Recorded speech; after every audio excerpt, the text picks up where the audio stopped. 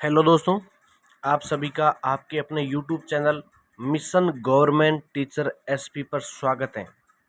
ये वीडियो उन सभी विद्यार्थियों के लिए जिनके इन्वायरमेंट एजुकेशन लगता है टॉपिक, यानी जिनका एनवायरमेंट पर्यावरण का पेपर होता है, चाहे वो किसी भी यूनिवर्सिटी या विश्वविद्यालय का है, चाहे वो एमजीएसयू बीकानेर, राजस्थान यूनिवर्सिटी या एमडीएसयू अजमेर या भरतपुर यूनिवर्सिटी है, मत्स्य, कोई भी यूनिवर्सिटी यानी राजस्थान की सभी विश्वविद्यालयों के लिए या आप दूसरे यूनिवर्सिटी के लिए, क्योंकि पर्यावरण एक ऐसा सब्जेक्ट है जो कि सबके लिए कॉमन होता है, चाहे वो एमए का विद्यार्थी है, चाहे बीएड का है, चाहे बीए का है, कोई भी विद्यार्थी है, उन सब के लिए ये वीडियो महा मैराथन क्लास बहुत ही महत्वपूर्ण रहने वाली है। इसके अंदर जितने भी 15-20 क्वेश्चन हल कराएंगे वो आपके लिए पेपर में बहुत 100% उपयोगी रहने वाले हैं। तो वीडियो को पूरा ज़रूर देखना है और लास्ट में अगर आपको अच्छा लगता है तो लाइक और चैनल को सब्सक्राइब एंड वीडियो पर कमेंट लिखें, ताकि आने वाले वीडियो या जो भी वीडियो अपलोड है आप तक पहुंच सके और आपकी अच्छी हेल्प हो सके। इसकी पीडीएफ आपको देखो टेलीग्राम चैनल लिंक दे रखी है, ये लिंक दे रखी है आप, और इसका सर्च करोगे टेलीग्राम पर जाकर मिशन गवर्नमेंट टीचर एसपी, तो भी आपको टेलीग्राम पर इसकी लिंक या पीडीएफ मिल जाएगी। तो आप सभी सर्च कर सकते हैं या आप मुझे कांटेक्ट कर सकते हैं। शुरू करते हैं वीडियो को। सबसे पहले वीडियो को लाइक एंड चैनल को सब्सक्राइब करना मत भूलें, क्योंकि चैनल पर आप नए हैं और आगे आपकी सभी की तैयारी के लिए आपके लिए बहुत ही महत्वपूर्ण है। पहला प्रश्न है दोस्तों आपके लिए कि पर्यावरण की संकल्पना स्पष्ट करते हुए इसकी विशेषताएं लिखो। बहुत अच्छा प्रश्न है, क्योंकि हर परीक्षा में लिए यहाँ से आपके लिए बेसिक से बेसिक कंप्यूटर की तैयारी के लिए, पर्यावरण की तैयारी के लिए आपके लिए वीडियो बनाया गया है। तो पर्यावरण की संकल्पना, पर्यावरण शब्द संस्कृत के परि अर्थात चारों ओर और आवरण अर्थात घेरा से मिलकर बना है।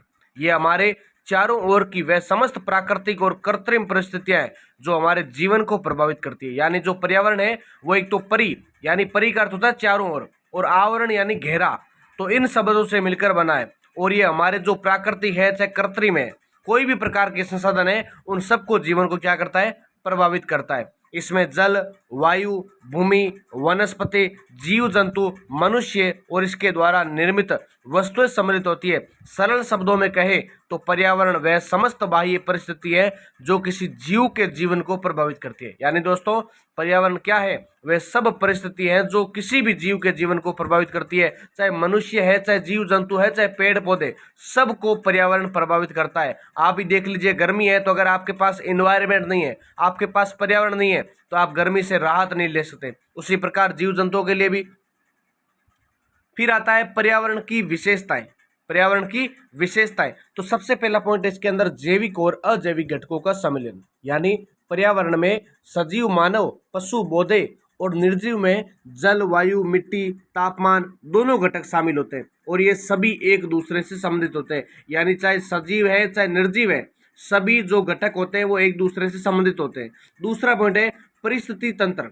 परिस्थिति तंत्र का निर्माण, पर्यावरण एक जीव और उसके परिवेश के बीच जटिल संबंधों का समुच्चय है, जिसे परिस्थितिकी का तंत्र कहा जाता है, और ये आत्मनिर्भर होता है। इसके यहाँ से छोटा वाला क्वेश्चन आ सकता है, ऑब्जेक्टिव क्वेश्चन अगर आपके बनते हैं तो यहाँ से बनते हैं सीधे। तीसरा पॉइंट है संतुलनशीलता। संतुलनशीलता यानी बैलेंस किस प्रकार होना चाहिए, तो प्राकृतिक पर्यावरण में एक संतुलन बना रहता है। यदि किसी घटक में अत्यधिक परिवर्तन होता है तो ये संतुलन बिगड़ सकता है और पर्यावरण समस्याएं उत्पन्न हो सकती है। चौथा पॉइंट क्या है, चौथा पॉइंट आता है गतिशीलता। गतिशीलता, तो पर्यावरण स्थिर नहीं होता, ये निरंतर परिवर्तनशील होता है। जलवायु, मौसमी परिवर्तन, प्राकृतिक आपदाएं आदि पर्यावरण को प्रभावित करते हैं। तो पर्यावरण को कौन प्रभावित करता है, चाहे जलवायु है किसी क्षेत्र की, चाहे मौसमी परिवर्तन है या प्राकृतिक आपदाएं, वे सब पर्यावरण को, इन्वायरमेंट को प्रभावित करते हैं। पांचवा पॉइंट है पारस्परिक निर्भरता।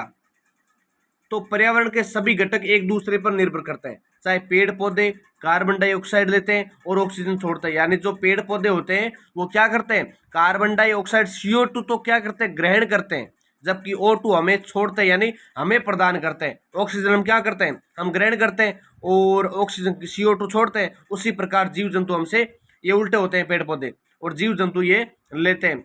फिर छठा पॉइंट है मानव क्रियाओं से प्रभावित है ये। तो मानव की गतिविधियां जैसे औद्योगिकीकरण, वनों की कटाई, प्रदूषण आदि पर्यावरण को अत्यधिक प्रभावित करते हैं। स्थानीय और वैश्विक दोनों स्तरों पर प्रभाव पड़ता है इसका। कैसे? तो पर्यावरणीय समस्याएं जैसे जलवायु परिवर्तन, ओजोन परत क्षरण, ग्लोबल वार्मिंग आदि का प्रभाव स्थानीय के साथ साथ वैश्विक स्तर पर भी पड़ता है। अच्छे से ये दोस्तों वीडियो चाहे आप कोई भी एग्जाम की तैयारी करें, चाहे बीएड है आपके या एमए चल रही है या बीए चल रही है, कोई भी एग्जाम है जिसके आपके टॉपिक लग रहा है ना एजुकेशन एनवायरनमेंट, तो आपके लिए बहुत ही फायदेमंद वीडियो है। फिर 8 नंबर पॉइंट है प्राकृतिक संसाधनों का स्रोत। पर्यावरण हमें जीवन के लिए आवश्यक संसाधन जैसे जल, वायु, खनिज, जीव जंतु, भूमि आदि प्रदान करता है। निष्कर्ष है, निष्कर्ष क्या निकलता है इसका? तो निष्कर्ष यही है कि पर्यावरण हमारे जीवन का मूल आधार है। इसका संरक्षण एवं संतुलन बनाए रखना प्रत्येक मानव का कर्तव्य है। यदि पर्यावरण सुरक्षित रहेगा तभी जीवन सुरक्षित रहेगा। ये था पहला प्रश्न। दूसरा प्रश्न है आपके लिए कि पारिस्थितिकी व पारिस्थितिकी तंत्र की अवधारणा स्पष्ट करते हुए इसके घटकों का वर्णन करो। विशेष रूप से ये वीडियो बीएड के विद्यार्थियों और बीए के विद्यार्थियों के लिए ज़्यादा महत्वपूर्ण है। चाहे वो यूनिवर्सिटी कोई भी है, लेकिन सबके लिए महत्वपूर्ण है क्योंकि यहाँ से सीधे प्रश्न आते हैं। फिर पारिस्थितिकी तंत्र की परिभाषा क्या है इसकी? तो पारिस्थितिकी एक ऐसी विज्ञान शाखा है जिसमें जीवों और उसके वातावरण के बीच संबंधों का अध्ययन किया जाता है। इसमें यह देखा जाता है कि जीव जंतु, वनस्पतियां, सूक्ष्म जीव तथा उनका भौतिक वातावरण किस प्रकार एक दूसरे से प्रभावित करते हैं। शब्द उत्पत्ति कैसे होती है? तो इकोलॉजी शब्द ग्रीक भाषा के ओइकोस अर्थात घर होता है, उसका अर्थ क्या होता है? घर, और लोगस अर्थ होता है अध्ययन, से मिलकर बना है। यानी ओइकोस और लोगस शब्द से मिलकर बना ये साइक्लो यानी ये जो इकोसिस्टम। फिर पारिस्थितिकी तंत्र की अवधारणा क्या है? तो पारिस्थितिकी तंत्र एक ऐसा क्रियाशील इकाई है जिसमें जीव जैसे पौधे, पशु, सूक्ष्म जीव और निर्जीव जैसे जल, वायु, मिट्टी, तापमान घटक परस्पर संबंध और अंतःक्रिया में रहते हैं, और ये एक संतुलित इकाई होती है जिसमें ऊर्जा का प्रवाह और पोषक तत्वों का क्या होता है? चक्रण रहता है दोस्तों। फिर इसकी परिभाषा भी देखनी होगी हमें, क्योंकि परिभाषा किसने दी है ये भी प्रश्न आ जाता है कई बार। तो पारिस्थितिकी तंत्र जीवों और उनके भौतिक पर्यावरण के बीच अंतःक्रियाओं की क्रियाशील इकाई है। ये परिभाषा दी है एजी टेंसली ने। किसने दी है? एजी टेंसली के द्वारा ये परिभाषा है, जिसको याद करके जाना है आपको। फिर अगला कॉन्सेप्ट है कि पारिस्थितिकी तंत्र के घटक कौन कौन से हैं। तो घटकों का भी ये देखना है हमें। पारिस्थितिकी तंत्र के दो मुख्य भागों में बांटा जाता है। कितने भागों में? दो भागों में। पहला घटक है जैविक घटक। कौन सा घटक है? जैविक घटक, यानी ये जीवित घटक होते हैं और 3 उपवर्गों में बांटे जाते हैं। पहला उत्पादक, उत्पादक यानी प्रोडक्ट्स, जैसे हरे पौधे, शैवाल, पत्तियां आदि प्रकाश संश्लेषण द्वारा भोजन बनाते हैं। और दूसरा होता है उपभोक्ता, उपभोक्ता कंज्यूमर्स, ये प्रत्यक्ष या अप्रत्यक्ष रूप से उत्पादकों पर निर्भर होते हैं, जैसे मनुष्य, पशु, कीट आदि। तीसरा कौन सा है? उपवर्ग, यानी प्राथमिक उपभोक्ता शाकाहारी, द्वितीय उपभोक्ता मांसाहारी, तृतीय उपभोक्ता शीर्ष मांसाहारी। और अपघटक क्या होते हैं? तो जैसे बैक्टीरिया हो गए, कवक हो गए, और मृत जीवों को सड़ाकर पोषक तत्व मिट्टी में वापस लाते हैं। दूसरा घटक आता है दोस्तों अजैविक घटक। अजैविक घटक क्या है? तो ये निर्जीव घटक होते हैं जो जीवों के जीवन को प्रभावित करते हैं। जो क्या करते हैं? जीवों के जीवन को प्रभावित करते हैं, जिसमें भौतिक घटक की अगर बात करें तो सूर्य का प्रकाश है, तापमान है, जल, वायु, नमी आदि इसके अंदर होते हैं। और फिर अगला रासायनिक घटक, यानी कार्बन डाइऑक्साइड, कार्बन हो गई, नाइट्रोजन हो गया, फास्फोरस हो गया, खनिज लवण हो गए, ये सब रासायनिक घटक के अंदर आते हैं। जबकि भौतिक के अंदर क्या आते हैं? सूर्य का प्रकाश, तापमान, जल, वायु, नमी, ये सब आते हैं भौतिक के अंदर। फिर निष्कर्ष क्या निकलता है इस प्रश्न का? तो निष्कर्ष ये निकलता है कि पारिस्थितिकी तंत्र में जैविक और अजैविक घटक मिलकर एक संतुलित जीवन चक्र बनाते हैं, और ये पारिस्थितिकी संबंधों, ऊर्जा प्रवाह और पोषक चक्र पर आधारित होता है, जिससे पृथ्वी पर जीवन संभव हो पाता है। तीसरा प्रश्न है दोस्तों जनसंख्या विस्फोट को स्पष्ट करते हुए उसके कारणों, प्रभाव व समाधान पर एक विस्तृत लेखिए। बहुत ही अच्छा प्रश्न है और हर परीक्षा में चाहे कोई भी सब्जेक्ट उसके अंदर आने वाला प्रश्न रहता ही है। जनसंख्या विस्फोट, पॉपुलेशन का अर्थ किसी देश में जनसंख्या का अत्यधिक एवं असंतुलित रूप से तीव्र गति से बढ़ना। यह समस्या विशेष रूप से विकासशील देशों जैसे भारत के लिए गंभीर चिंता का विषय बन रही है, क्योंकि आपको भी पता है कि हमारे अभी जनगणना नहीं हुई है। जो कि वर्तमान जनगणना है वो होने वाली है अप्रैल 2026 से। उसके बाद अपने को पता चलेगा कि कितनी जनसंख्या का ग्रो हुआ है, कितनी घटी है, सब हमें आंकड़े पता चल जाएंगे।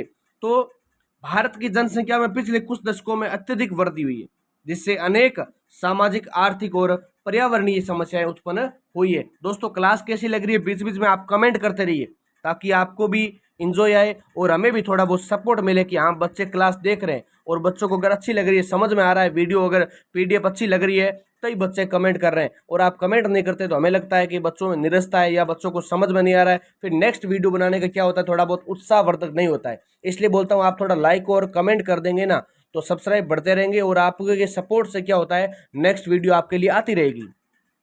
फिर जनसंख्या विस्फोट के कारण क्या है, तो सबसे पहला कारण इसके अंदर स्वास्थ्य सेवाओं में सुधार होना। स्वास्थ्य सेवाओं में सुधार कैसे, तो मृत्यु दर में कमी आई है लेकिन जन्म दर अभी भी अधिक है। दूसरा, शिक्षा की कमी, विशेषकर ग्रामीण व पिछड़े क्षेत्रों में जनसंख्या नियंत्रण के प्रति जागरूकता की कमी आई है। तीसरा, परंपरागत सोच यानी अधिक संतान को सामाजिक व आर्थिक सुरक्षा समझा जाता है।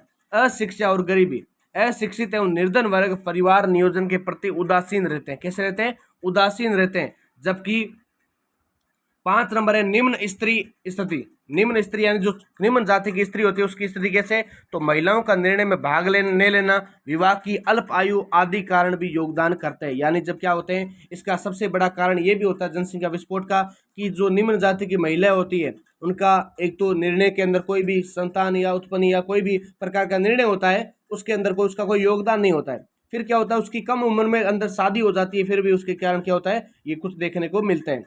फिर छठा पॉइंट है कुप्रथाएं, यानी पुत्र संतान की इच्छा के लालच चलते अधिक संतानें पैदा कर लेते हैं। अब कुछ कुप्रथाएं होती है, कुछ रूढ़िवादी लोग होते हैं जो क्या करते हैं कि अभी 2-3 लड़कियां हुई है तो आपके अगर लड़का नहीं हुआ तो आप क्या करो, संतान पैदा करते रहते हो उस प्रकार से। तो वो कुप्रथाएं भी क्या करती है, जनसंख्या वृद्धि का अर्थात विस्फोट का कारण बन जाती है।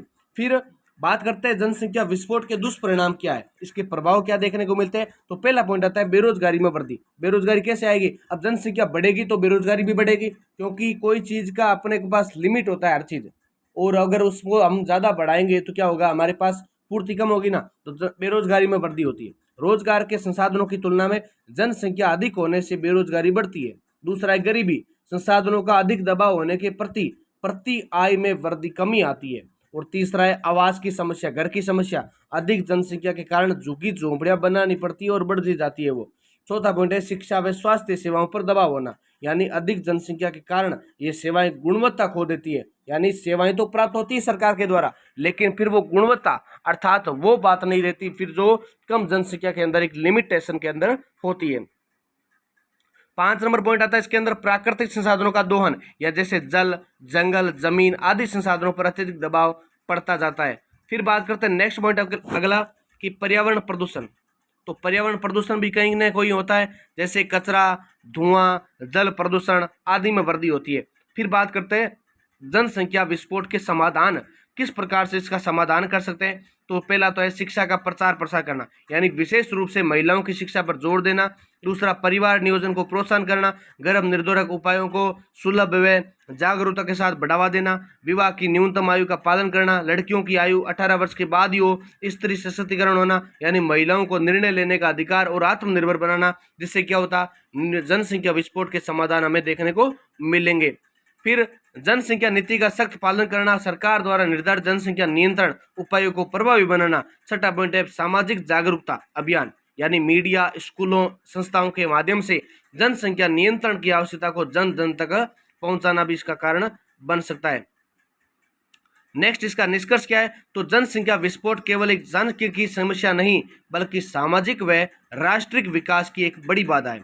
इसके नियंत्रण के लिए सरकार, समाज और प्रत्येक नागरिक को मिलकर कार्य करना होगा। यदि इस पर समय रहते नियंत्रण नहीं हो पाया तो आने वाले समय में ये देश की प्रगति को गंभीर रूप से प्रभावित करेगा। दोस्तों, अगर अभी तक आपने वीडियो को लाइक नहीं किया है, सबसे पहले आप प्लीज़ वीडियो को लाइक करें और टेलीग्राम चैनल ज्वाइन कर लें ताकि आपको पीडीएफ मिल जाएगी। टेलीग्राम चैनल की लिंक आपको कमेंट पिन में किए हुए हैं तो भी आपको मिल जाएगी, या आप डिस्क्रिप्शन में जाओगे वीडियो के ऊपर तो आपको टेलीग्राम की लिंक मिल जाएगी, वहां से आप सीधा क्लिक करोगे तो आपको पीडीएफ मिल जाएगी। या वरना आप सर्च करोगे टेलीग्राम पर जाकर, सभी रखते हैं, आप कंपटीशन की तैयारी करते हो और उसके लिए टेलीग्राम जरूरी है, क्योंकि वहां से अच्छे क्विज आते हैं, हमारे टेलीग्राम पर भी भेजे जाते हैं हर प्रकार के कंपटीशन नोट्स, पीडीएफ, और जो भी मान लो ये कॉलेज के एग्जाम होते हैं उसके लिए पीडीएफ डाली जाती है। मिशन गवर्नमेंट टीचर एसपी आप सर्च करोगे तो आपको मिल जाएगी।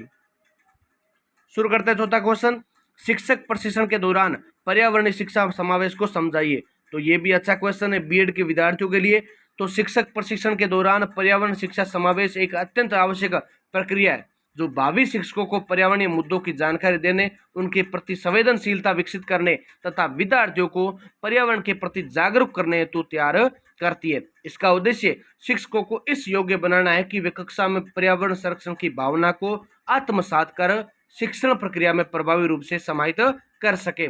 फिर बात करते हैं पर्यावरण शिक्षा का आशय क्या है, यानी जो इन्वायरमेंट एजुकेशन है उसका क्या आशय तात्पर्य क्या है। तो पर्यावरण शिक्षा वह प्रक्रिया है जिसके माध्यम से व्यक्ति प्राकृतिक पर्यावरण के विभिन्न घटकों, मानव क्रियाओं के प्रभावों और उनके संरक्षण के तरीकों के बारे में जागरूक होता है और सतत विकास के प्रति उत्तरदायी बनता है।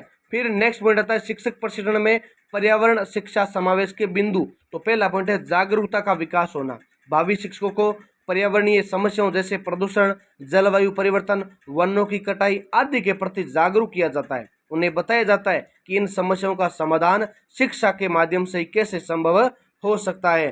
फिर दूसरा है पाठ्यक्रम में समावेशन।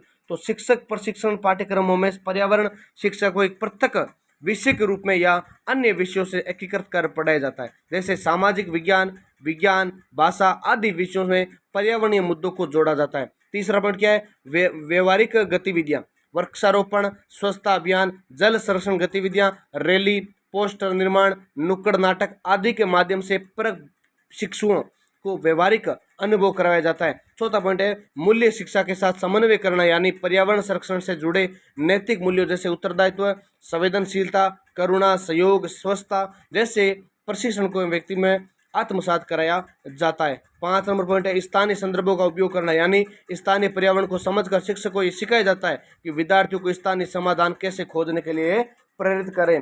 फिर नेक्स्ट जो इको क्लब एवं परियोजना कार्य, इसके अंदर प्रशिक्षण के दौरान प्रशिक्षकों को स्कूलों में इको क्लब जैसे कार्यक्रमों की योजना व क्रियान्वयन करना सिखाया जाता है। फिर है शिक्षा पर्यावरण शिक्षा समावेशन के लाभ क्या है। तो पहला पॉइंट है शिक्षण कौशल में वृद्धि होती है, यानी शिक्षक पर्यावरणीय मुद्दों पर प्रशिक्षण सामग्री तैयार करना सीखते हैं। पर्यावरणीय चेतना आती है, यानी समाज और विद्यार्थियों में पर्यावरण के प्रति चेतना बढ़ाने में सक्षम बनते हैं। दूसरा विषयों की एकीकृत समझ होना, विभिन्न विषयों को पर्यावरण से जोड़ने की क्षमता विकसित होती है। नवाचार शिक्षण में नवाचारी तरीकों जैसे प्रोडक्ट आधारित शिक्षण, फील्ड ट्रिप आदि का समावेशन होता है। ये छोटा वाला क्वेश्चन आ सकता है, फील्ड ट्रिप क्या है, तो नेक्स्ट हम बात करने वाले हैं। अगला क्वेश्चन क्या है, ग्लोबल वार्मिंग है उसके प्रभाव पर विस्तार से टिप्पणी लिखो। यह प्रश्न है दोस्तों सभी एग्जाम के लिए है, चाहे एमए, बीए या बीएड। ग्लोबल वार्मिंग का अर्थ पृथ्वी के औसत तापमान में निरंतर वृद्धि होना। ये वृद्धि विशेष रूप से मानवीय गतिविधियों के कारण वायुमंडल में ग्रीन हाउस जैसे carbon dioxide, methane, nitrous oxide आदि की मात्रा बढ़ाने के कारण होती है। ये एक वैश्विक समस्या है जो समस्त जीव जंतुओं, पर्यावरण, जलवायु और पारिस्थितिकी तंत्र को प्रभावित कर रही है। और फिर ग्लोबल वार्मिंग के प्रमुख कारण क्या है, तो ग्रीन हाउस गैसों का उत्सर्जन होता है, जैसे जीवाश्म ईंधन, कोयला, पेट्रोल, डीजल के जलने से वातावरण में CO2 और अन्य गैसें बढ़ती है। दूसरा वनों की कटाई, वृक्ष कार्बन डाइऑक्साइड को अवशोषित करते हैं परंतु वनों की कटाई से ये संतुलन बिगड़ता है। तीसरा औद्योगिकरण, यानी कारखानों से निकलने वाली गैसें और अपशिष्ट ग्लोबल वार्मिंग को बढ़ावा देते हैं। चौथा वाहनों की संख्या में वृद्धि। 5 नंबर कृषि और पशुपालन। और फिर अगला पॉइंट आता है ग्लोबल वार्मिंग के प्रभाव क्या है, तो जलवायु परिवर्तन होती है, वर्षा के पैटर्न में बदलाव आता है और सूखा, बाढ़, चक्रवात जैसी प्राकृतिक आपदाओं में वृद्धि। और फिर नेक्स्ट पॉइंट है ध्रुवीय बर्फ का पिघलना, यानी आर्कटिक और अंटार्कटिक की बर्फ तेजी से पिघल रही है। 3 नंबर पॉइंट क्या है, जैव विविधता पर प्रभाव पड़ता है, कई प्रजातियां विलुप्त हो रही है, पारिस्थितिकी तंत्र असंतुलित हो रही है। चौथा पॉइंट है मानव स्वास्थ्य पर प्रभाव, कैसे, तो गर्मी से संबंधित बीमारियां जैसे हीट स्ट्रोक, डायरिया, डेंगू आदि बढ़ रहे हैं। शुद्ध पानी व भोजन की उपलब्धता पर प्रभाव आता है। 5 नंबर पॉइंट है कृषि पर प्रभाव, यानी फसलों की उपज में कमी हो रही है, उत्पादन का समय और चक्र संभावित हो रहा है। ग्लोबल वार्मिंग के समाधान क्या है, तो पुनः वनीकरण को बढ़ावा देना, नवीकृत ऊर्जा स्रोतों का उपयोग करना, ऊर्जा की बचत और कुशल उपयोग करना, ये इसके प्रयोग माने गए। जैसे चौथा 5 पॉइंट और है, तो प्रदूषण नियंत्रण के उपाय अपनाना, जन जागरूकता फैलाना और पर्यावरण शिक्षा को बढ़ावा देना, राष्ट्रीय और अंतर्राष्ट्रीय पर सहयोग और समझौते जैसे पेरिस समझौता इसके लिए हुआ था। फिर नेक्स्ट क्वेश्चन आपके लिए 6 नंबर, ओजोन परत की हानि एवं अम्ल वर्षा की समस्या के समाधान पर व्याख्या करो। बहुत अच्छा प्रश्न है ओजोन परत के लिए, ये भी हर प्रकार की परीक्षा में पूछ लेते हैं। ओजोन परत की हानि, तो ओजोन परत क्या है? ओजोन परत वायुमंडल की समताप मंडल में स्थित एक पतली परत है जो O3 3 ऑक्सीजन परमाणु से मिलकर बनी है और ये सूर्य से आने वाली हानिकारक पराबैंगनी किरणों को अवशोषित करती है और पृथ्वी पर जीवन की रक्षा करती है। क्या करती है? जीवन पर रक्षा करती है। ओजोन परत को नुकसान पहुंचाने वाले तत्व है तो एक तो chlorofluorocarbon CFC, refrigerator AC, spray आदि से निकलते हैं। यानी ओजोन परत को नुकसान कौन पहुंचाता है? ये अपनी एसी होती है, रेफ्रिजरेटर या क्लोरोफ्लोरो जो कार्बन होता है, ये सब क्या करते हैं? ये सब ओजोन परत को नुकसान पहुंचाते हैं। हेलोन्स और कार्बन टेट्राक्लोराइड, नाइट्रस ऑक्साइड और मीथेन गैसें भी इसको प्रभावित करती है। फिर ओजोन परत के ह्रास की कमी के कारण क्या है? तो त्वचा कैंसर, यानी अगर ये होगा, इसका ह्रास घटेगी ये, तो इसका प्रभाव क्या होगा? एक तो त्वचा कैंसर होगा, आंखों में मोतियाबिंद की वृद्धि होगी, पौधों की वृद्धि में बाधा होगी, समुद्री जीवन विशेषतः प्लवक पर प्रभाव पड़ेगा। दूसरा है अम्ल वर्षा। क्या है? तो एसिड रेन। अम्ल वर्षा जब वायुमंडल में उपस्थित सल्फर डाइऑक्साइड और नाइट्रोजन ऑक्साइड जल वाष्प के साथ मिलकर सल्फ्यूरिक अम्ल और नाइट्रिक अम्ल बनाते हैं तो ये वर्षा के साथ गिरते हैं, जिसे अम्ल वर्षा कहा जाता है। ये सूत्र भी साथ में लिखे हुए हैं। सल्फ्यूरिक अम्ल यानी H2SO4, सल्फर डाइऑक्साइड SO2 और नाइट्रोजन ऑक्साइड यानी NOx हो गया। ठीक है, तो ये याद कर लेना आप। फिर है अम्ल वर्षा के दुष्प्रभाव। तो मिट्टी की उर्वरता में कमी आना, जल स्रोतों का अम्लीकरण जिसे जलीय जीवों की मृत्यु कहते हैं, जैसे इमारतों स्मारकों जैसे ताजमहल का शरण होना इसका कारण माना जाता है। फिर बात करते हैं इसके समाधान कैसे, सॉल्यूशन क्या है इसका।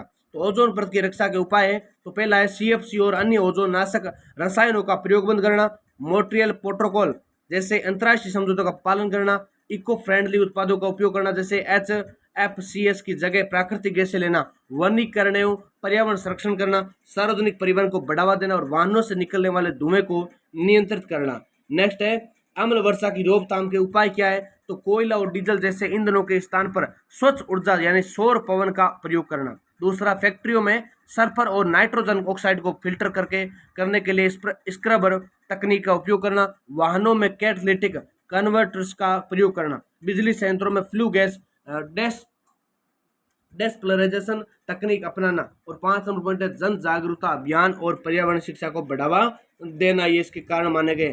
दोस्तों निष्कर्ष आप खुद पढ़ लेना, PDF ले लेना। अगला पॉइंट है कि पर्यावरण व मानव जीवन के बीच संबंध स्पष्ट करते हुए व्यक्तिगत पर्यावरण संरक्षण में भूमिका लिखो। तो हम पॉइंट को अच्छे से समझेंगे। पर्यावरण और मानव जीवन का संबंध। पर्यावरण मानव जीवन के लिए आधारभूत तत्व है। इसका प्रत्येक घटक जल, वायु, मृदा, पेड़ पौधे, पशु पक्षी आदि मानव के अस्तित्व के लिए अनिवार्य है। और पर्यावरण से हमें स्वच्छ वायु श्वास के लिए, शुद्ध जल पीने के लिए, उपजाऊ मृदा कृषि के लिए, प्राकृतिक संसाधन जीवन यापन के लिए और जलवायु संतुलन हेतु उपयोगी माने गए। पर्यावरण की क्षति का सीधा प्रभाव मानव जीवन पर पड़ता है, जैसे जलवायु परिवर्तन, स्वास्थ्य संबंधी समस्याएं, जैव विविधता की हानि, ये सब इसके अंदर आते हैं। फिर नेक्स्ट पॉइंट है व्यक्तिगत पर्यावरण संरक्षण में भूमिका।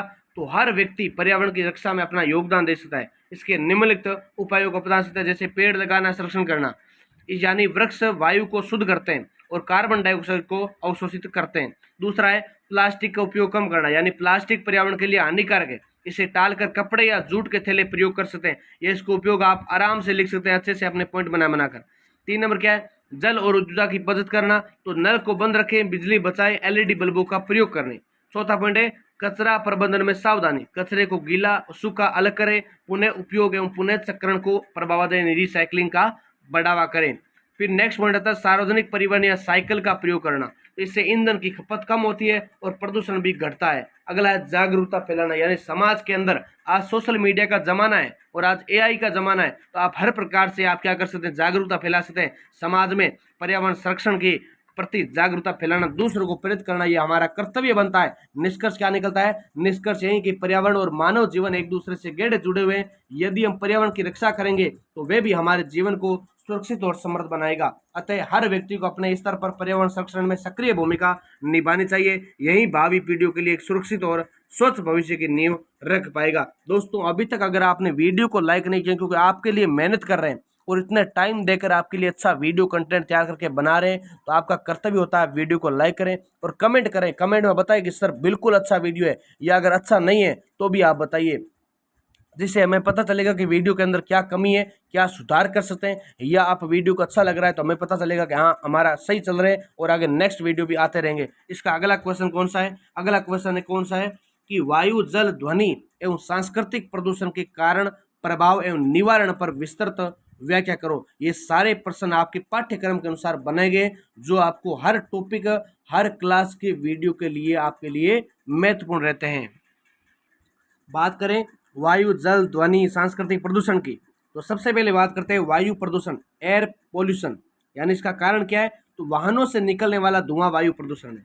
औद्योगिक इकाइयों से उत्सर्जित जैसे जैसे CO2, SO2 यानी पराली जलाना, कूड़ा जलाना, ये सब क्या होते हैं? इसके अंदर आते हैं। कोयला, पेट्रोल, डीजल का अत्यधिक उपयोग करना, निर्माण कार्यों से उड़ने वाली धूल, ये सब क्या होते हैं? वायु प्रदूषण होते हैं। इसका प्रभाव सांस की बीमारियां होना, अस्थमा होना, ब्रोंकाइटम, ओजोन परत को नुकसान होना, पर्यावरणीय असंतुलन होना, अम्ल वर्षा होना, जीव जंतु के अस्तित्व पर संकट आना, ये सब इसके कारण माने गए। इसका निवारण तो सार्वजनिक परिवहन को बढ़ावा देना, हरित ऊर्जा स्रोतों का उपयोग करना, पेड़ लगाना, वनों की रक्षा करना, उद्योगों में फिल्टर का उपयोग करना, पर्यावरणीय नियमों का पालन करना, ये सब इनके आते हैं। दूसरा है जल प्रदूषण, वाटर पॉल्यूशन। इसका कारण कारखानों का अपशिष्ट जल नदियों में गिराना, ये इसका कारण सबसे बड़ा माना जाता है। घरेलू गंदा पानी जल स्रोतों में डालना, रासायनिक खादों में कीटनाशकों का अत्यधिक उपयोग करना, धार्मिक अनुष्ठानों में मूर्तियों में बल फूल जल में प्रवाहित करना, प्लास्टिक कचरा जल में फेंकना, प्रभाव पीने के जल का प्रभाव माना जाता है। जल जनित रोग, टाइफाइड, हैजा, जलीय जीवों की मृत्यु, परिस्थिति तंत्र में असंतुलन, कृषि उत्पादन में गिरावट, ये सब आते हैं। निवारण कैसे?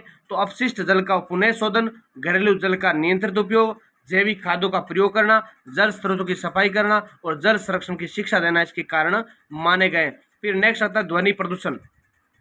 तो कारण है अधिक ध्वनि वाले वाहन में हॉर्न बजाना, लाउड स्पीकर व डीजे, निर्माण कार्यों की मशीनें, हवाई जहाज व ट्रेनों की तेज आवाज होना, आतिशबाजी होना, और इसका प्रभाव है सुनने की शक्ति में कमी होती है, मानसिक तनाव, चिड़चिड़ापन, हृदय रोगों का खतरा रहता है, और बच्चों व वृद्धों पर नकारात्मक असर पड़ता है, वन्य जीवों की जीवन शैली पर असर पड़ता है। इसका निवारण कैसे? तो इसका निवारण ध्वनि सीमा का निर्धारण करेंगे, और ध्वनि नियंत्रण कानून का पालन करना चाहिए हमें, और सार्वजनिक स्थानों पर ध्वनि यंत्रों का प्रतिबंध लगा देना चाहिए, जिससे ये नहीं हो सके प्रदूषण। फिर साइलेंट जोन बनाना, जैसे विद्यालय, अस्पताल के पास जन जागरूकता अभियान चलाना। चौथा पॉइंट है सांस्कृतिक प्रदूषण। ये दोस्तों आपको वीडियो अंत तक देखना है। सांस्कृतिक प्रदूषण तो पाश्चात्य संस्कृति का अंधाधुरण, जैसे इंटरनेट, फिल्में, सोशल मीडिया का अत्यधिक प्रभाव, पारंपरिक मूल्यों की उपेक्षा, उपभोक्ता सोच, लोक कलाओं पर भाषाओं का ह्रास होना।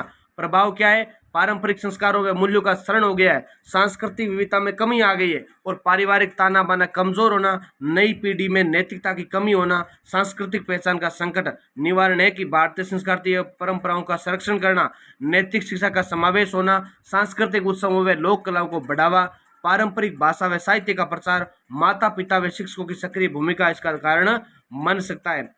फिर नेक्स्ट जो क्वेश्चन 9 नंबर कि पर्यावरणीय संकट व उनकी रोकथाम के लिए विद्यालय स्तर पर किस प्रकार के क्रियात्मक कार्यक्रम का जो आयोजन किया जा सकता है। ये बहुत अच्छा प्रश्न है, इसको ध्यान से पढ़ेंगे आप।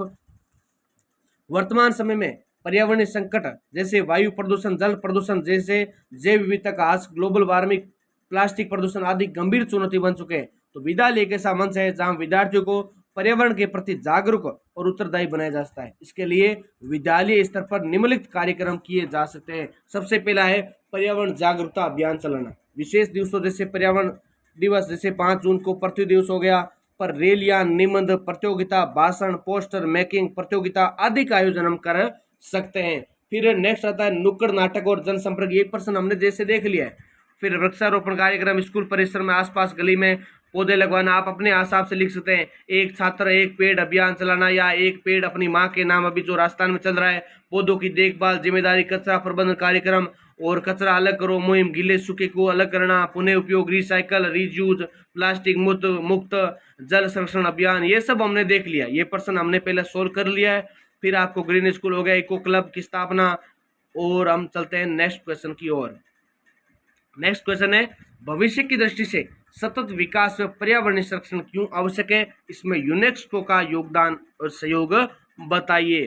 तो भविष्य की दृष्टि से सतत विकास और पर्यावरणीय संरक्षण अत्यंत आवश्यक है, क्योंकि पृथ्वी की प्राकृतिक संसाधन सीमित है और वर्तमान में हो रहे अत्यधिक दोहन, प्रदूषण और जनसंख्या वृद्धि के कारण पर्यावरणीय असंतुलन उत्पन्न हो रहा है। यदि इन समस्याओं पर आज ध्यान नहीं दिया गया तो आने वाली पीढ़ियां सुरक्षित जल, वायु, भूमि एवं जैव विविधता से वंचित हो जाएगी। सतत विकास का उद्देश्य है कि वर्तमान पीढ़ी अपनी आवश्यकताओं की पूर्ति इस प्रकार करे कि भविष्य की पीढ़ियों की आवश्यकताएं से समझौता न हो। ये विकास आर्थिक, सामाजिक और पर्यावरणीय तीनों आयामों को महत्व देता है। यूनेस्को ने सतत विकास और पर्यावरण शिक्षा को बढ़ावा देने के लिए कई महत्वपूर्ण कदम उठाए। जैसे यूनेस्को ने शिक्षा के लिए सतत विकास कार्यक्रम की शुरुआत की है, पर्यावरणीय चेतना ज्ञान को स्कूली शिक्षा का हिस्सा बनाया, जलवायु परिवर्तन, जैव विविधता, टिकाऊ जीवन शैली पर वैश्विक प्रशिक्षण। इस प्रकार यूनेस्को की पहले वैश्विक स्तर पर पर्यावरणीय संरक्षण एवं सतत विकास के लिए प्रति जागरूक और क्रियाशील बदलाव लाने में सहायक हुए। फिर निष्कर्ष की बात करें, यदि हम पर्यावरण और संसाधनों का संरक्षण नहीं करेंगे तो भविष्य संकटपूर्ण होगा। अतः सतत विकास अनिवार्य है और यूनेस्को जैसे संगठनों की भूमिका सराहनीय मानी जाती है। फिर अगला प्रश्न है कि पर्यावरण शिक्षा में मास मीडिया की भूमिका वर्णन करो। क्या होती है मास मीडिया?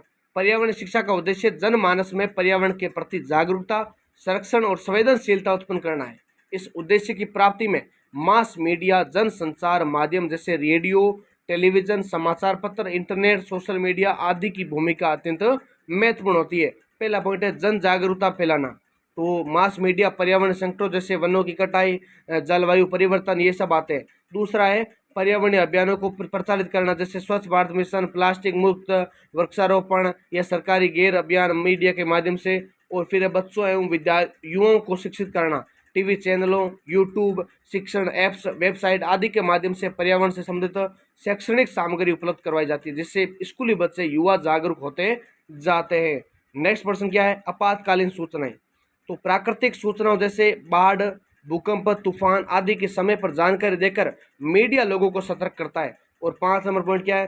चर्चा और बहस का मंच होना। तो टीवी, डिबेट, रेडियो कार्यक्रम, सोशल मीडिया और आदि पर हमें विचार विमर्श कर सकते हैं। नेक्स्ट क्वेश्चन क्या है? यूएनईपी के बारे में संक्षिप्त में बताते हुए क्या क्या होते हैं कार्य, इसके लिखिए।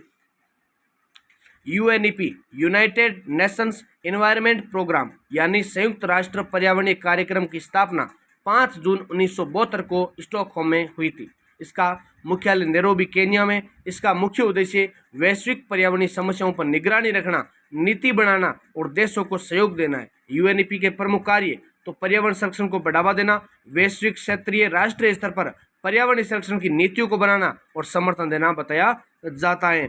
फिर पर्यावरणीय कार्यक्रमों का संचालन कैसे? तो वनों की कटाई, जैव विविधता, जलवायु परिवर्तन, मरुस्थलीकरण, जल और वायु प्रदूषण आदि विषयों पर कार्यक्रम चलाया जाता है। तीसरा पॉइंट है जलवायु परिवर्तन से निपटना, यानी ग्रीन हाउस गैसों में कटौती, सस्टेनेबल विकास को बढ़ावा, वैश्विक वार्मिंग से बचाव हेतु पहल करना, देशों को तकनीकी और वित्तीय सहयोग देना, विकासशील देशों को पर्यावरणीय प्रौद्योगिकी, शिक्षा और वित्तीय सहायता उपलब्ध करवाना इसके कार्य माने जाते हैं। फिर वैश्विक रिपोर्ट है, चेतावनी जारी करना है, पर्यावरणीय कानूनों को लागू करने में मदद करना है और पर्यावरण संरक्षण से अंतर्राष्ट्रीय मामले। 7 नंबर है सार्वजनिक जागरूकता बढ़ावा। 8 नंबर है सतत विकास के लक्ष्यों SDG को समर्थन देना। ये इसका प्रश्न कंप्लीट। फिर जो 13 नंबर क्वेश्चन है पर्यावरणीय समस्याओं के समाधान हेतु वैश्विक दृष्टिकोण पर एक विस्तार से पूर्वक लेख लिखो। आज के युग में पर्यावरणीय समस्याएं जैसे वायु प्रदूषण, जल प्रदूषण, ग्लोबल वार्मिंग, अम्ल वर्षा, जैव विविधता का क्षय आदि केवल एक ही देश नहीं बल्कि पूरे विश्व की समस्या बन चुकी है।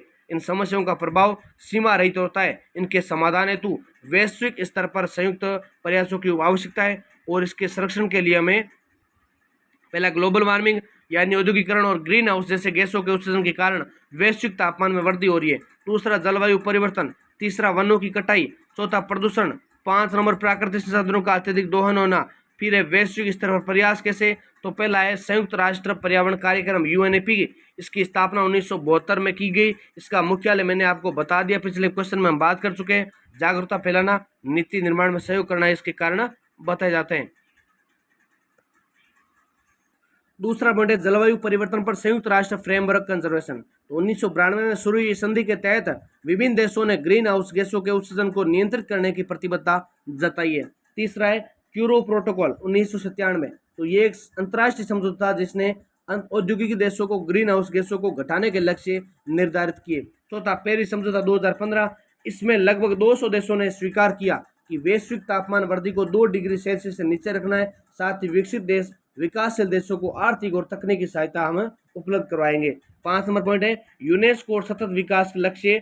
तो संयुक्त राष्ट्र के विकास लक्ष्य विशेषकर लक्ष्य 13, लक्ष्य 15 और तथा लक्ष्य 6 पर्यावरणीय संरक्षण से सीधे जुड़े हुए माने जाते हैं। फिर इसके अन्य रूप क्या है, तो अंतर्राष्ट्रीय सम्मेलन और शिखर बैठकें जैसे रियो डी समिट, स्टॉकहोम सम्मेलन 1972, टेक्नोलॉजी ट्रांसफर, विकसित देशों द्वारा विकासशील देशों को हरित तकनीकी उपलब्ध करवाना, ग्रीन फाइनेंस, पर्यावरण अनुकूलन परियोजनाओं के लिए आर्थिक सहायता और निवेश करना, और वैश्विक एनजीओ संगठन WWE, ग्रीन पीस, IPCC जैसे संगठन शोध और जागरूकता में कार्यरत हैं। निष्कर्ष, पर्यावरणीय समस्या अब स्थानीय नहीं रही, ये वैश्विक बन चुकी है। अतः इनके समाधान के लिए केवल राष्ट्रीय प्रयास पर्याप्त नहीं है। आज आवश्यकता है वैश्विक सहयोग की, जागरूकता की, तकनीकी साझेदारी और सामूहिक जिम्मेदारी की। जब सभी देश एक साझा दृष्टिकोण अपनाकर ठोस कदम उठाएंगे तभी विश्व को, पृथ्वी को संरक्षित और संतुलित बनाया जा सकता है। तो दोस्तों, ये आपके लिए पूरे जितने भी 13-14 क्वेश्चन इसके अंदर करवाए गए, सारा आपका पर्यावरण कंप्लीट कर रहा है। और यहाँ से प्रश्न जो है छोटे वाले आ जाए, ऑब्जेक्टिव आपका पेपर है या चाहे आपका कौन सा भी पेपर है, तो आपके एक क्वेश्चन यहाँ से क्लियर हो रहे हैं। तो सभी वीडियो को ज़्यादा से ज़्यादा लाइक करके और कमेंट करके शेयर करें और चैनल को सब्सक्राइब करें, ताकि आपके सहयोग से, प्यार से आगे नेक्स्ट वीडियो आते रहें। और आपके एक कमेंट से क्या पता चलता है कि कितना अच्छा वीडियो था, या नेक्स्ट जो पढ़ने वाले आते हैं, देखने वाले आते हैं, आपके कमेंट से प्रेरित होकर वो भी वीडियो देखते हैं। इसी के साथ इसकी PDF के लिए टेलीग्राम चैनल ज्वाइन करना। इसी के साथ जय हिंद, जय भारत, वंदे मातरम।